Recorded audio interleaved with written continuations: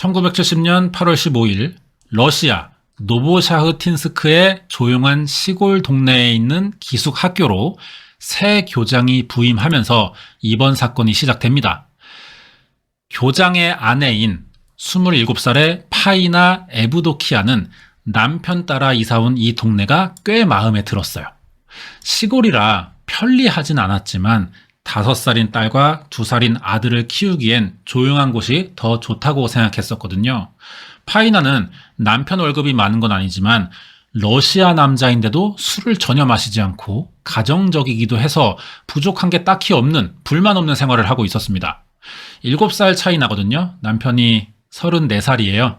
7년째 결혼 생활 중이었는데 남편은 사실 파이나가 학교 다닐 때 친했던 친구의 오빠입니다. 친구 집 놀러 갔다가 처음 만난 거예요.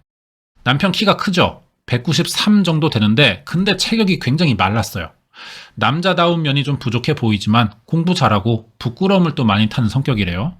거기에 3년간 만나면서 혼전순결을 지켜줬다고 합니다. 여자 입장에서 사실 이게 마음에 들든 안 들든 보통 남자들과 다르다는 생각은 할 것 같아요. 파이나는 또 이런 게 마음에 들었고요. 그런데 남편이 모범생이긴 했지만 목표로 하던 모스크바 법대에 떨어졌어요.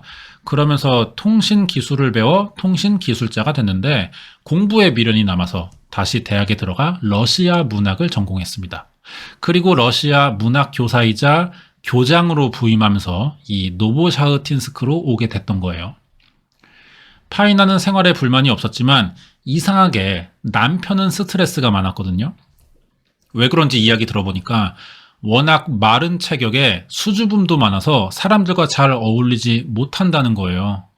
교사만이 아니라 학생들에게도 무시를 당하고 있던 건데요. 이 사람이 말랐는데 배는 또 나왔어요. 그래서 다들 거위라고 놀린다는 겁니다. 그런데다가 어릴 때 영양실조로 시력을 많이 잃어서 자신감이 좀 떨어져 있었어요. 파이나는 남편이 사회생활에 적응을 못하니까 속상했죠. 하지만 사람 자체는 성실하고 아이들도 어리니까 가족을 봐서라도 잘 해나갈 거라고 생각했습니다. 이렇게 22년이 지나 1992년이 됐어요. 파이나의 남편은 그럼 좋은 교사가 됐느냐? 이 사람을 찍은 그때 영상이 남아있는데 보면서 이야기할게요. 유명해서 알아보는 사람이 많을 겁니다. 파이나의 남편인 교장 선생님은 러시아에서 가장 많은 사람을 죽인 안드레이 치카틸로였어요. 가장 잔인한 연쇄살인범이기도 했고 이 사람처럼 되려는 범죄자가 나올 정도로 사회적 여파가 컸습니다. 안드레이 치카틸로는 단순히 사람을 많이 죽이기만 한 연쇄살인범은 아니에요. 연쇄살인범들의 목적은 대부분이 성적 만족에 있거든요. 이 사람도 그랬고요. 시신을 훼손하고 식인까지 했습니다. 확인된 피해자만 52명이에요. 신원을 알 수 없는 사람과 발견하지 못한 경우까지 감안하면 훨씬 더 많은 숫자가 있겠죠. 대부분이 미성년자 아이들이었습니다. 아이들이에요. 남자도 포함되어 있다는 거죠. 그럼 대체 어떤 인간인지 성장 배경과 범행 내용, 체포 과정들을 알아볼게요. 자세한 내용이 궁금하시면 구독과 좋아요 부탁드립니다. 안드레이 치카틸로는 1936년 10월 16일 우크라이나의 소비에트 사회주의 공화국인 야블로치노에서 가난한 농부 집안의 아들로 태어납니다. 나라 분위기가 좋지 않을 때였는데 소련과 독일이 전쟁 중이었고 가족이 살던 지역은 독일군에게 점령돼 있었어요. 아빠는 전쟁으로 징집돼 집에 없었고요. 나중엔 포로로 붙잡혀 독일에 끌려가기도 했습니다. 전쟁과 기근이 있던 시기에 엄마 혼자 자식을 키워야 되는 거예요. 그래서인지 자식 양육의 스트레스로 아들을 학대했고 이 와중에 여동생을 또 낳습니다. 남편이 포로로 끌려갔는데 어떻게 아이를 낳았냐? 점령군에게 성폭행당해 임신한 거예요. 둘째가 태어나면서 엄마의 공격성은 더 심해졌고 아들에게 수시로 화풀이를 했는데 이때 안드레이가 7살이었습니다. 제대로 먹지도 못하는 데다 심리적으로 불안해지면서 18살부턴 야뇨증이 생기기도 했어요. 왜인진 모르겠지만 엄마는 오래전부터 스테판 치카틸로라는 형이 있었는데 우크라이나에 기근이 오자 독일군에 잡아먹혔다는 이야기를 안드레이에게 자주 했습니다. 여기에 안드레이는 시기 내에 큰 공포를 느끼게 됐지만 동시에 호기심도 갖게 됐다는 거예요. 학교 다닐 때는 숫기가 없고 소심한 성격이었는데요. 잘 못 먹고 자라서 체격이 작다 보니 괴롭힘도 많이 당했지만 공부는 또 잘했습니다. 독일어를 빼고 전 과목 다 성적이 좋았어요. 그래서 모스크바 법대에 가려고 했지만 독일어 때문인지 시험에 떨어집니다. 그래서 진로를 바꿔 통신기술학교를 들어가게 됐던 거예요. 이 학교 졸업하면 철도 운송 기사가 되려고 했습니다. 그런데 군대에 징집된 거죠. 1960년까지 소련 국경지대인 베를린에서 통신병으로 있었는데 체포되고 조사받을 때 군대는 잊고 싶은 기억이라고 말한 적이 있거든요. 여기서 성폭행을 당했던 거예요. 아빠 없이 자라면서 엄마에겐 가정폭력을 당했고 학교에서 따돌림 당했고 시험에 떨어졌고 진로를 바꿨지만 군대에 끌려갔는데 거기서도 성폭행을 당했다는 거죠. 정상적인 생활이 아니거든요. 하지만 제대하면서는 그런대로 잘 살았습니다. 어떻게 가능했느냐? 전화국 시설정비 기사로 일하면서 여동생 친구인 파이나와 결혼을 하게 된 거예요. 하지만 예전에 못 간 대학에 가고 싶어서 공부를 다시 시작했고 러시아 문학을 전공해 교사가 되기도 하는데 그러면서 아이도 둘이나 낳았거든요. 그런데 이 교사라는 일은 안드레이 치카틸로가 연쇄살인범이 되는 결정적 계기가 되기도 했습니다. 사실 안드레이는 오래전부터 성기능 장애로 고민하고 있었어요. 결혼 전 아내와 3년간 만나면서 혼전 순결을 지켜줬던 건 나름의 가치관 같은 게 아니라 성관계가 마음대로 되지 않았기 때문이었던 겁니다. 하지만 불임은 아니라 어쩌다 보니 아이 둘을 낳게 됐는데 그렇다고 기능이 회복된 건 아니라서 파이나가 병원 치료를 받아보자고 했지만 안드레이가 너무 단호하게 거절했어요. 그래도 부부 사이가 나쁘진 않았거든요. 이렇게 지내다 어느 날 안드레이가 학교 수영장에서 여학생을 보고 참을 수 없는 성적 욕구를 느끼게 됩니다. 고민도 없이 갑자기 성추행을 시도했는데 학생이 크게 화를 내면서 도망갔기 때문에 미수로 끝나긴 하거든요. 이날 일이 알려지고 경찰에 신고됐었다면 러시아 최대의 연쇄살인은 일어나지 않았을 거예요. 하지만 이 학생은 수치스러웠다며 아무에게도 알리지 않았습니다. 안드레이는 이 경험으로 왜 성기능 장애가 있던 건지 알게 됐어요. 몸의 문제가 아니라 정신의 문제였던 거죠. 성인 여성보다 어린 아이에게 성적 호기심이 있고 반항하는 아이들의 비명소리가 흥분된다는 걸 알게 된 겁니다. 그동안 성기능 장애로 성관계는 수치스러운 일이라고 생각했지만 상대에게 고통을 줘야 자기는 흥분한다는 걸 알게 되면서 이걸 탈출구라고 생각한 거죠. 그러다 안드레이 치카틸로는 교사가 된 지 4년 만인 1974년 학교에서 쫓겨나는데요. 사건이 알려진 건 아니고 가족이 소련 정치 사상에 반대하는 반동분자로 의심을 받은 겁니다. 이미 영양실조로 시력이 떨어졌던 안드레이는 이제 공장 노동자로 일할 수밖에 없었고요. 이때부터 50명이 넘는 사람을 죽이기 시작한 거죠. 이제 범행 내용을 알아볼 차례인데요. 첫 살인은 42살이던 1978년 12월 22일에 일어났습니다. 학교 끝나고 집에 가던 9살의 엘레나 지코트노바에게 껌을 주겠다며 사람이 없는 집으로 유인해 성폭행을 시도했어요. 아이가 소리를 지르자 사람들에게 들킬 거란 생각에 목을 졸라 죽였는데 여기서 엄청난 쾌락을 느꼈다는 겁니다. 결국 죽은 아이를 성폭행하고 시신은 근처 강에 버렸어요. 한번 살인의 쾌락을 느끼자 매일 오늘은 누구를 죽일지 찾아다니기 시작했는데 처음에는 어린 여자아이들만 노리다가 범행이 점점 익숙해지자 10대 후반, 20대 초반의 성인 여성을 노렸고요. 나중엔 남자아이들까지 죽이기 시작했어요. 아이들을 노리는 건 어려운 일이 아니었습니다. 교사로 일한 경험이 있기 때문에 아이들이 어떻게 생각하고 움직일지를 잘 알고 있었거든요.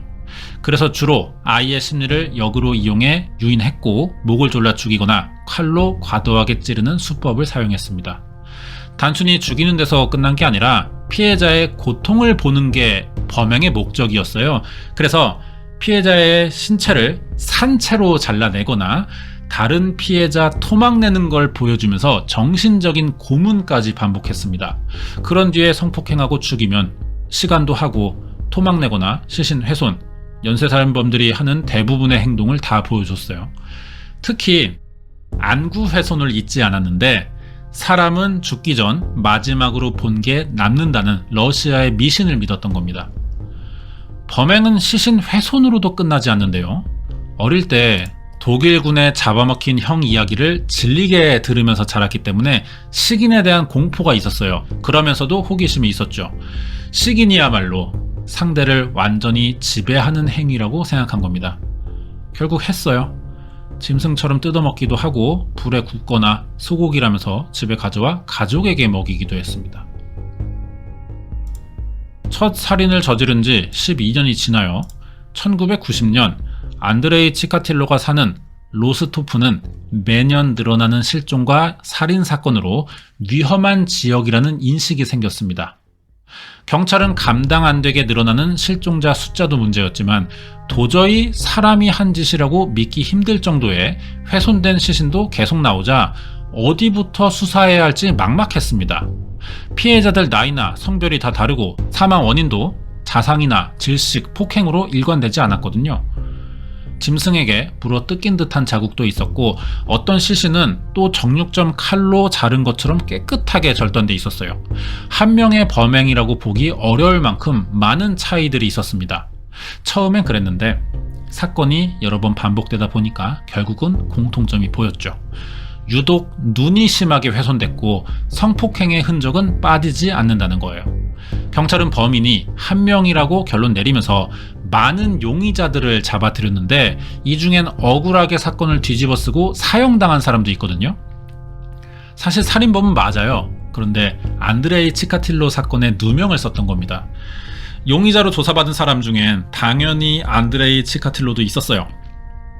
경찰은 알리바이 확인과 혈액, 정액 검사를 주로 했습니다. 그러면 성폭행범이 어떻게 정액 검사에서 혐의가 입증되지 않았던 거냐? 안드레이 치카틸로가 실제 혈액형은 AB형인데요. 이상하게 정액 검사만 하면 A형이 나오는 거예요. 이건 경찰이 수사를 잘 못한 게 아닙니다. 이 사람의 체질이 특이했던 거죠. 100만 명 중 1명에게서 나타나는 특이한 경우였지만 그 당시엔 이런 경우를 확인하는 분석 기술이 없었기 때문에 체포 전까지 2번의 경찰 조사를 받고도 혈액형이 일치하지 않는다는 이유로 풀려날 수 있던 거예요. 2번 다 풀려나자 안드레이는 경찰이 자기를 잡을 수 없겠다고 생각하면서 더 과감한 범행을 저질렀고요. 경찰은 시신들이 계속 나왔지만 아무것도 할 수가 없었습니다. 1990년 11월 6일 안드레이 치카틸로는 마지막 살인을 저질렀어요. 매춘을 하던 32살의 스베틀라니코 로스티크라는 여성인데 집에 가던 중 납치당했고 안드레이가 항상 가지고 다니던 얼음 깨는 송곳에 살해당했습니다. 피해자가 사망하자 안드레이는 하던 대로 눈을 훼손했고요. 신체를 뜯어 먹었어요. 시신은 일주일 뒤 다른 마을 숲에서 발견됐어요. 이 장소입니다. 이게 53번째로 확인된 범행이거든요. 그럼 어떻게 잡힌 거냐? 마지막 살인 2주 뒤인 1990년 11월 20일 연쇄살인범을 수사하던 검사와 담당 수사반이 체포하는데 검사는 이미 6년 전 살인사건 현장에서 우연히 만난 남자의 특이한 인상착의를 기억하고 있었던 거예요. 그리고 시신이 발견되는 지역에서 비슷한 사람을 봤다는 제보자들이 계속 나타났고요. 그래서 예전에 조사했던 안드레이 치카틸로의 기록을 봤더니 6년 전에 자기가 만났을 때와 똑같은 가방을 메고 있는 겁니다. 그 안에서 끈과 얼음 송곳이 있던 점을 근거로 체포할 수 있었어요. 이건 취조 장면인데 안드레이를 체포하러 출동했던 경찰들은 그날을 잊을 수가 없다고 합니다. 53명을 죽이고 산 짐승처럼 시신을 뜯어먹었으니 분명히 폭력적이고 잔인한 인상일 거라고 생각했는데 막상 잡고 보니까 이 사람이 도망가지도 않고 너무 침착하게 체포됐다는 거죠. 거기에 교사였다는 과거도 밝혀지자 다들 놀라지 않을 수가 없었어요. 안드레이 치카틸로는 순순히 체포됐지만 막상 범행을 조금도 인정하지 않았습니다. 하지만 조사가 길어지자 결국 다 자백했거든요. 그럴 수밖에 없던 게 체포 한 달 전인 1990년 10월 3일 안드레이 치카틸로가 자기가 죽인 사람 중 가장 크게 반항했던 피해자를 만났어요. 16살의 남자아이였는데 손발이 묶인 상태로 죽기 전에 안드레이의 왼쪽 무릎을 발로 차서 뼈에 금이 갔었다고 합니다. 그래서 한동안 다리를 저르며 걸었는데 이런 식으로 그동안 피해자들이 남긴 상처가 온몸에 많았던 거예요.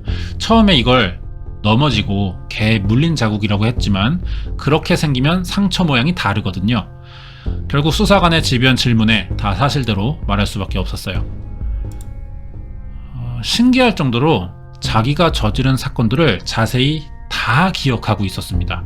범행 수법과 장소, 날짜, 시간, 시신을 버린 위치, 자기가 먹은 신체 부위, 현장 검증이 필요 없을 정도로 관련된 모든 이야기를 다 진술했는데 이런 건 연쇄살인범들의 공통점으로 나타나는 습성이었다고 볼 수 있거든요. 진술하면서 회상하는 거예요. 누군가에게 자기가 한 일을 말하면서 그때를 떠올리는 거죠. 연쇄살인범들은 자기가 저지른 사건을 되뇌일 때도 쾌감을 좀 느낀다고 하거든요. 그래서 진술할 때 죄책감이 전혀 없었고요. 이게 범행 재연 장면인데 이때도 굉장히 신나게 재연을 했었다고 합니다. 1978년에 안드레이 치카틸로가 첫 살인을 저지르고 체포될 때까지 경찰이 확인한 범행은 53건이었어요. 53명을 죽였다는 이야기인데 자기는 56명을 죽였다고 자백했거든요. 연쇄살인범의 특성상 진술의 신뢰도가 떨어진다는 점을 생각해보면 미수로 끝났거나 드러나지 않은 사건은 더 있을 것 같기도 해요. 그래서 피해자는 100명 정도 되지 않을까 이렇게 추정하고도 있습니다. 확인된 게 53명일 뿐인 거예요. 그중 한 명은 신원이 드러나지 않았습니다. 이것도 러시아에서 혼자 저지른 연쇄살인 중에 가장 많은 숫자거든요. 2018년까지 깨지지 않은 기록이었는데 이 사람은 나중에 따로 사건을 준비해 보겠습니다. 1992년 10월 안드레이 치카틸로의 재판이 열렸어요. 워낙 대형 사건이라 재판이 생중계됐거든요. 법원이 재판을 공개한 이유는 진행이 안 될까봐 그랬던 거예요. 분명 사람들 많이 몰려올 텐데 그럼 무슨 일 생길지 모른다는 거죠. 테러 위험도 있고 그러다 혹시 안드레이가 다치기라도 하면 재판을 미뤄야 하는 일까지 생길 수 있기 때문에 차라리 집에서 TV로 보라는 이유로 공개했다는 겁니다. 재판이 좀 특이했던 게 이 상태로 진행됐어요. 법원 안에 철장을 설치하고 그 안에 넣은 겁니다. 왜냐하면 범행 내용을 봤을 때 위험하잖아요. 누구에게 달려들지 모를 정도로 위험한 사람이라는 판단이 있던 것 같은데 이 안에서 재판 받는 동안 이상한 짓을 많이 했습니다. 갑자기 숨을 거칠게 몰아쉬거나 이유 없이 웃고 일어나서 노래 부르고 이리저리 고개 돌리고 갑자기 허공을 또 쳐다보고 정상인이라고 보기 힘든 행동들이었어요. 그러다 갑자기 옷을 벗더니 자기 성기를 흔들면서 이 쓸모없는 걸로 자기가 뭘 할 수 있겠냐며 소리를 지른 적도 있습니다. 쓸모없는 건 맞는 말 같은데 아마 이렇게 미친 짓거리 하면은 정신 이상자처럼 보일 거라고 생각했던 것 같아요. 정신 이상자로 진단받으면 감형될 확률이 높죠. 병원부터 들어가 치료를 해야 되니까요. 하지만 심리학자들은 지극히 정상인 정신 상태라고 하나같이 이야기했습니다. 직업이 교사였고 아이들 유인하는 방법을 잘 알고 있다는 게 큰 이유였는데 이미 정신 이상자 흉내로 감형받겠다는 발상부터가 이건 정상인이라야만 계산할 수 있는 행동이라는 거예요. 다 계산된 연기라는 판단에 결국 사형이 선고됐고요. 그동안 저지른 사건들을 볼 때 유일한 판결은 사형밖에 없다는 게 선고의 이유였습니다. 그리고 판결 16개월 뒤인 1994년 2월 14일 22년간 연쇄살인을 저지른 안드레이 치카틸로의 사형이 집행됐어요. 이게 집행장 가는 장면입니다. 총살형 받았거든요. 사형장으로 가면서도 갑자기 자기는 애국자다, 이렇게 소리 지르더니 마지막에는 또 울면서 살려달라고 교도관에게 빌었거든요. 웃기는 말이지만 범죄도 트렌드라는 게 사실 있습니다. 유행을 만들고 따라가는 사람이 있듯이 범죄도 그런 게 있어요. 우리나라는 90년대 초반에 조직형 연쇄살인이 많았죠. 지존파로 시작해서 막가파, 영웅파 그 외에도 굉장히 많습니다. 이런 흐름이 있던 것처럼 안드레이 치카틸로의 방식도 러시아 범죄자들에게 하나의 트렌드가 됐다는 거예요. 똑같이 따라하는 건 아니지만 이 사람의 범행 수법과 생각, 그 캐릭터 자체를 반영한 연쇄살인범들이 나타났다는 거죠. 예전에 소개한 적이 있는데요. 여기 링크에 두겠습니다. 할머니 살인마인 타마라 삼소노바와 체스판 연쇄살인마로 유명한 알렉산드로 피추시킨이 그런 사람들인데요. 비교해 가면서 보시면 좋을 것 같아요. 네, 준비한 내용은 여기까지고요. 뒤에 관련된 이야기도 남아 있습니다. 이번 영상은 1990년대 러시아 최대의 연쇄살인범이었던 안드레이 치카틸로의 연쇄살인 사건 파일이었습니다. 네, 관련된 이야기 할 차례인데 안드레이 치카틸로가 어릴 때 가정학대로 야뇨증이 생겼어요. 야뇨증도 대표적인 연쇄살인범들의 어릴 때 특징 중 하나죠. 가정학대의 이유가 컸던 거고 대부분의 연쇄살인범들이 여성을 노리는 이유 중 하나는 또 엄마에게 학대받은 경우가 많았습니다.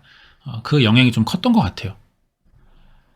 자, 안드레이 치카틸로가 붙잡히자 경찰 관계자나 해외 범죄 전문가들이 53명의 기록은 깨지지 않을 거라고 생각했거든요. 그런데 2018년에 그 일이 벌어졌어요. 이 사람은 경찰인데요. 미하일 포프코프라고 합니다. 전직 경찰 출신의 연쇄살인범이에요. 안드레이보다 30건이 많은 83건으로 종신형을 받았습니다. 그럼 안드레이는 사형되는데 기록을 깨놓고 얘는 왜 종신형이냐? 러시아는 마침 안드레이 사건이 일어나던 1990년대부터 사형제 폐지를 준비해 왔거든요.